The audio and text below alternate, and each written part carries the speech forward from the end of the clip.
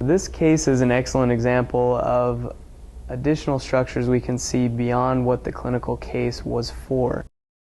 We can visualize the structures within the heart, including the pulmonary trunk, ascending aorta, superior vena cava, the pulmonary arteries and veins, as well as the different chambers of the heart. By zooming in, we can see some of the additional structures within the thoracic cavity, including the superior vena cava, which would be formed by the junction of the right and left brachiocephalic veins,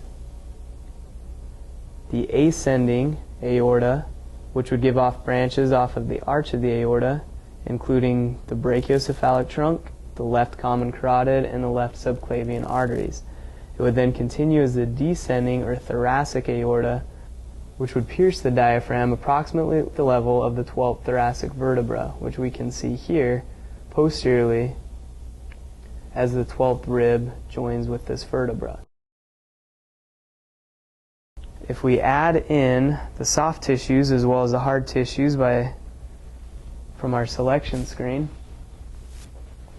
we can add opaque, hard, and soft tissues, which would allow us to visualize the lungs within the pleural cavities. Here we can see the right lung occupying the right pleural cavity as well as the left lung occupying the left pleural cavity. Now, this also shows us that the cardiac impression and the cardiac notch are components of the left lung to create more space for the heart within the mediastinum centrally. If we change this by looking at the X-ray mode, we can also see the appearance of these same structures.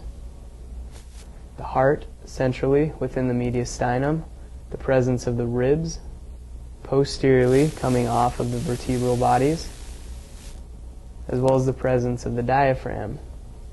The left dome of the diaphragm over the spleen, as well as the right dome of the diaphragm over the liver.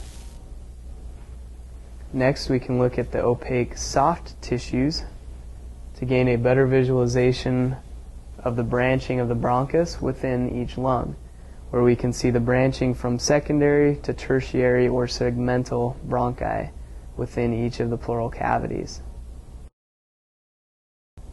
By changing the opacity to transparent soft tissue,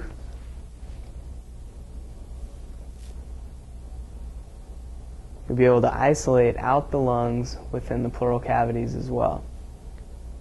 So in this instance, continue to move that, we can see the trachea descending from the neck, where it will branch into the left and right main or primary bronchi.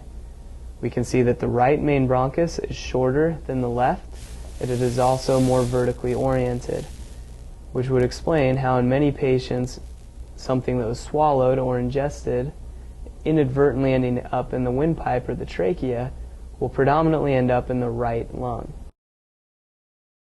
By selecting the opaque hard tissue, you can now readily study the bony thorax consisting of the ribs as well as the vertebral column, as well as change the opacity for the internal organs, the musculature, as well as the skin superficially in this specimen.